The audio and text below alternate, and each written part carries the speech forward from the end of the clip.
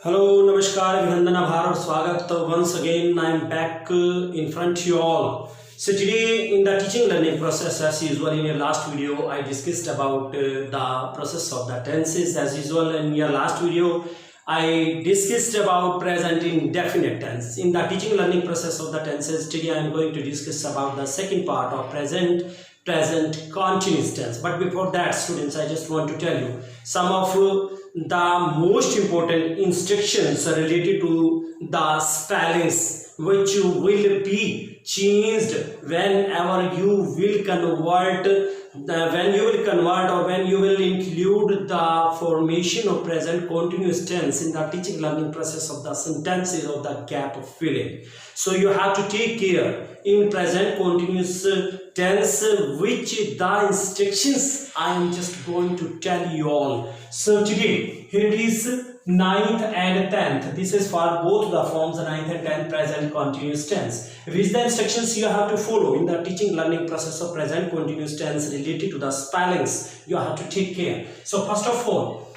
describes an action in progress. What is present continuous tense? Present continuous tense describes an action in progress. Second, the continuity of an action in the present.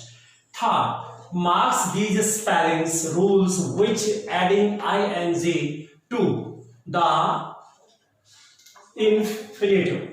If the verb ends in e, the final e is dropped before adding ing to the infinitive. Move, the word will be as like in the form of example, move will be moving, and you have to deduct here e. Whenever you will write down the move word in the process of present progressive tense, then e will be removed and ing you have to add with moving. And another instruction, when the verb is of one syllable and it ends in a consonant preceded by a vowel, double the consonant before adding ing, as run will be running and sit will be sitting, stop will be stopping. Means that you have to take care in the present progressive tense related to the spellings. Third, if the verb is of two or more syllables, of the stress falls on the last syllable, double the consonant with which the verb ends and add ing. Example, begin will be beginning, double n will be in the spelling of beginning, and in submit, double t will be in the submitting. Last instructions according to the spellings which you have to remark: if the verb ends in a single l preceded by a vowel, double the l before adding ing. Double l, you have to remark double l adding ing. Example, compel. Compel means compelling, double l will be there. Quarrel, double l will be there, quarreling. So overall students, मैं आपको ये बता रहा हूँ बच्चे, जब आप present continuous tense करते हैं तो उसमें कुछ इंस्ट्रक्शंस को फॉलो करना होता है, और जो स्पेलिंग्स है उसकी जो फॉर्मेशन है उसमें चेंजेस हो जाते हैं. कैसे, अभी मैं हिंदी में एक्सप्लेन करूंगा. पहले तो पता हो हमारे को प्रेजेंट टेंस है क्या. ये एक एक्शन जो प्रोग्रेस में है उसको डिस्क्राइब करता है, कॉन्टिन्यूटी रहती है प्रेजेंट में एक्शन की. फिर मार्क्स द स्पेलिंग रो. अब आपने क्या करना है प्रेजेंट कॉन्टिन्यूस में, आपने कुछ रूल्स को ऐड करना है स्पेलिंग को लेकर. यदि वर्ब आपकी एंड ई में होती है, अगर आपका कोई वर्ब ई में एंड होता है और फाइनल ई जो है उसको हम निकाल देते हैं और एडिंग आईएनजी करने से पहले हम उसके अंदर मूव है, जैसे हमारे पास MOVE है, तो ई को यहां पर क्या कर देंगे, ड्रॉप कर देंगे और मूविंग बना देंगे. E will not be included. Such as, जब हम क्या करते हैं students, for your kind information, जब हम ट्रू का ट्रूली लिखते हैं, जैसे मान लीजिए मेरे पास यहां ट्रू है, ट्रूली, क्लियर, तो यहां से हम ई को हटा देते हैं तो ट्रूली रह जाता है, वो वाला ट्रूली हो जाता है. तो इसी तरह मूविंग रह जाएगा. और भी बहुत से वर्ड्स होंगे when the verb is of one syllable, और एक सिलेबल है उस वर्ब के अंदर और इसके अंत में कॉन्सोनेंट आ जाता है, और कॉन्सोनेंट से पहले क्या है, प्रीसीडेड बाय वोवल, उससे पहले स्वर है, तो आप उस जो प्रीसीडेड बाय वोवल, तो कॉन्सोनेंट को आप क्या कर दोगे, आईएनजी ऐड करने से पहले डबल कर दोगे। अब जैसे यहां पर एन है डियर्स और यहां पे यू है, तो प्रीसीडेड बाय वोवल हो गया, this is vowel A E I O U, so this is U, then N. तो जब आप बेटा रनिंग लिखेंगे तो फिर वो कॉन्सोनेंट डबल हो जाएगा, अगर कॉन्सोनेंट से पहले वोवल आता है तो कॉन्सोनेंट डबल हो जाएगा। अभी जैसे मेरे पास यहाँ सिट है, तो यहां पर टी क्या है, कॉन्सोनेंट है, उससे पहले वोवल आई आ रहा है, तो यहां डबल टी हो जाएगा। अगर मेरे पास स्टॉप है, एस टी ओ पी, तो यहां पर कॉन्सोनेंट से पहले प्रीसीडेड क्या है, वोवल ओ है, तो यहां पर डबल पी हो जाएगा। ये इंस्ट्रक्शंस आप लोग प्रेजेंट कंटीन्यूअस में ध्यान देते हैं। और यदि वर्ब जो है दो या ज्यादा सिलेबल्स आ जाते हैं और स्ट्रेस जो होता है वो लास्ट सिलेबल पे पड़ता है, तो double the consonant with which the verb ends, जिसमें वर्ब एंड होती है उसको डबल करेंगे। जैसे हमारे पास क्या है, बिगिन, बिगिन वर्ब है dears, B E G I N, अब एन से पहले क्या क्या आ रहा है, आई, वोवल आ रहा है, तो डबल एन हो जाएगा, तो वहां बिगिनिंग हो जाएगा। अब मेरे पास वर्ड्स है submit, S U B M I T, तो टी से पहले आई आ रहा है, तो डबल टी हो जाएगा वोवल के बाद, submitting. If the verb ends in a single L preceded, अब एल आ रहा है उसमें और प्रीसीडेड बाय अ वोवल है, तो डबल एल हो जाएगा। आईएनजी करने से पहले, आईएनजी को स्पेलिंग में ऐड करने से पहले, you the guys the people, याद रखिए बेटा, वो जो चीज है वो आईएनजी को ऐड करने से पहले लगेगी, ये चीज आपको ध्यान देनी है। जैसे मेरे पास है COMPEL, अब लास्ट में एल आ रहा है, प्रीसीडेड क्या है इसके आगे, ई वोवल है, तो यहां पर ई के बाद सिंगल एल है, जब हम आईएनजी लगाएंगे तो डबल एल करके फिर आईएनजी लगाएंगे। क्वार्टल में क्या हो जाएगा, जैसे क्वार्टल में हमारे पास सिंगल क्या होता है, QUARR है, यहाँ एल आ रहा है, यहाँ पे ई आ रहा है, तो जब हम आईएनजी लगाएंगे उससे पहले इसको डबल एल कर देंगे। तो ये स्पेलिंग का विशेष ध्यान आपको रखना है। So now let's move to the points.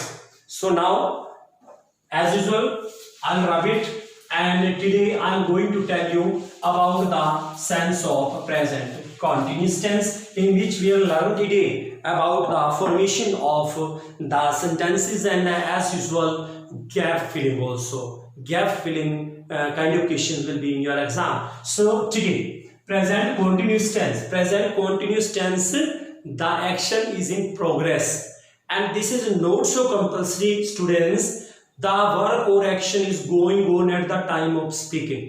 अक्सर हम ये चीज कहते हैं कि बोलते समय वो काम हो रहा है, इट डजंट मीन, इसका कोई मतलब नहीं होता कि वो बोलते ही समय हो रहा हो, वो काम चल रहा होता है, वो प्रेजेंट के अंदर एक्शन चल रहा है, रनिंग प्रोसेस में है, गोइंग ऑन प्रोग्रेस जो है गोइंग ऑन प्रोसेस में है। सो सबसे पहले मैं आपको यहाँ पर 3 पार्ट्स जो है बता रहा हूं अलग अलग से, जिसमें जो वर्ब होगी, सबसे पहले डियर्स मैं ले रहा हूं सिंगुलर सेंस को, यहां पर सिंगुलर सेंस रहेगी, एम जो है आपको पता है always use with I, and third one plural. तो इसमें हमारी फॉर्मेशन क्या रहेगी बच्चे, सिंगुलर में हम क्या यूज करेंगे, subject plus is plus verbs first form ing then object, and in the single formation I am means you have to use am with I, then formation क्या रहेगी dears, subject plus am plus verbs first form plus ing plus object. And now plural senses. For plural senses you have to use subject plus are plus verbs first form plus participle. We can say this is also present participle. This is known as a present participle. We have to use present participle ing form. So this is for singular person place thing. अब singular में मेरे पास यहाँ क्या रहेगा dears, he she it, and another one single place person and thing. Another one thing I always use with am, and another one thing plural, which will the plural, we you they these, those, boys, girls, whatever, resting, etc. जो आपकी plural बहुवचन बेटा ये number में आता है, which you learn already, ये number में आता है बच्चे, जिसके अंदर हमारे नंबर 2 काइंड्स के होते हैं, जिसे हम सिंगुलर एक वचन कहते हैं, प्लूरल बहुवचन कहते हैं। जिसमें सिंगल प्लेस पर्सन और थिंग होगा उसमें इज लगेगा, आई के साथ एन यूज होगा, और आर की जो सेंस रहती है बच्चे वो प्लूरल में जाती है। प्लूरल में we are, they are, you are, these are, those are, okay, boys are, girls are, children are, animals are, cattles are, whatever. So ये सारी सेंसेस बच्चे हमारी फॉर्मेशन में आती हैं, जिसके अंदर हम क्या यूज करते हैं सिंगुलर के साथ, हमेशा से subject plus is plus verb first form ING plus object. तो बच्चे इसके भी 4 तरह के सेंटेंसेस हम यूज करेंगे। सिंपल सेंटेंस पहले बनेगा कि वह क्रिकेट खेल रहा है, he is playing a cricket, he is playing a cricket। अब वह क्रिकेट खेल रहा है, ये हमारा सिंपल में रहेगा। नेगेटिव में हम क्या करेंगे, subject plus is plus not plus verbs first form plus ING plus object, then ये चीज रहेगी। तो अब हम क्या करेंगे, he is not playing a cricket, he is not playing a cricket। अब ये नेगेटिव में हो गई बेटा। अभी हमें क्या करना है, interrogative, and as usual in the same manner. Interrogative में बेटा क्या रहेगा, फर्स्ट ऑफ ऑल सब्जेक्ट से before subject you have to use is, then subject, then verbs first form, then ING, then object. Now the sense will be, अगर हम sentence की form में लेंगे बेटा तो क्या बन जाएगा, is he playing a cricket, क्या वह क्रिकेट खेल रहा है। At last you have to add remark of question mark use करेंगे। 3 फॉर्मेशन में रहेगा बेटा, simple, negative, interrogative. I will rub it right now due to the formation of interrogative and negative. अब मैं इसको इंटरोगेटिव और नेगेटिव के लिए यहां पर हमारी सेंस क्या रहेगी, इंटरोगेटिव एंड देन नेगेटिव। सो अभी बोला कि वह क्रिकेट खेल रहा है, तो अभी इसमें सेंस पहले क्या रहेगी, सब्जेक्ट से पहले is, then subject, then not, then verbs first form, then ING participle we can say, then object.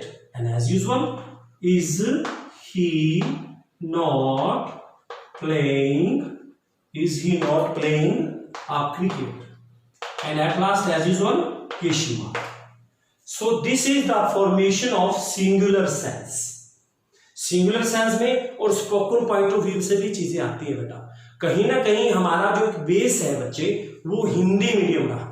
हम पहले first of all we think that situation through our mind in the form of thinking in Hindi, then ever try to explain that Hindi into English, translate into English, फिर हम उसको English में करने की कोशिश करते हैं सर। तो इसलिए बच्चे आपके लिए टेंसेस का नॉलेज होना बहुत जरूरी है। आफ्टर दैट एम में क्या रहेगा बेटा, एज यूजुअल वही चीज रहेगी। अब मैं कह रहा हूं कि मैं घर जा रहा हूं, I am going to home, मैं घर जा रहा हूं। क्लियर। अनदर वन थिंग, ये हमारा क्या था, कॉमन सेंटेंस। अगर हम इसकी सेंस नेगेटिव में बनाएंगे बेटा तो क्या रह जाएगा, subject plus am plus not plus verbs first form plus ING plus object, then ये चीज हो जाएगी। तो इसमें अब क्या रहेगा, I am not going to home, मैं घर नहीं जा रहा, I am not going to home. Clear, मैं घर नहीं जा रहा। अनदर वन थिंग क्या रहेगी students, interrogative as usual, subject से पहले आपको एम यूज करना है, then subject, then verbs first form, then ING and then object. So it will be in the form of am I going to house, to home, whatever, to home. Am I going to home, क्या मैं घर जा रहा हूं। And as usual fourth part बच्ची क्या रहेगा, I will rub it right now and then fourth part क्या रहेगा बेटा, फोर्थ पार्ट आपका इंटेरोगेटिव और नेगेटिव में रहेगा, intero oblique negative. Intero oblique negative में बच्ची क्या रहता है, हमारे पास जो है एम पहले रहेगा सब्जेक्ट से, फिर सब्जेक्ट रहेगा, फिर नोट रहेगा, फिर वर्ब फर्स्ट फॉर्म, फिर आईएनजी, फिर object, then it will be M I not going to home, क्या मैं घर पर नहीं जा रहा हूं, क्या मैं घर पर नहीं जा रहा हूं। देन प्लूरल, वे खेल रहे हैं, ओनली सिंपल, क्या खेल रहे हैं लेटर डिस्कस करते हैं। तो सिंपल सेंटेंस में डीएस क्या हो गया, subject plus are plus verb first form ING plus object. अभी मैंने कहा कि वे खेल रहे हैं, they are playing chess, they are playing a chess, they are playing a chess, तो they are playing a chess. अब क्या रह जाएगा नेगेटिव में, नॉर्मली डायरेक्टली आपको बता रहा हूं, they are not playing a chess, they are not playing a chess. अब क्या करेंगे बच्चे, इसको इंटारो में बनाएंगे। इंटारो में एज यूजुअल क्या रहेगा, सब्जेक्ट से पहले are, then subject, then playing, are they playing a chess, and the last one interrogative oblique negative. Interrogative और नेगेटिव में बच्चे वही चीज आ जाएगी, are they not playing a chess, are they not playing a chess. So in the formation, in the teaching learning process of the present continuous tense, each and everything will be in this manner. So it's enough for today. In your next PDF, I'll send to you all the gap filling exercises and the rested part of present continuous, the rested instructions in which manner you can identify the sentence of present continuous tense along with the verb of time. I'll tell you, I'll explain in your next video. Till then, thank you very much. God bless you.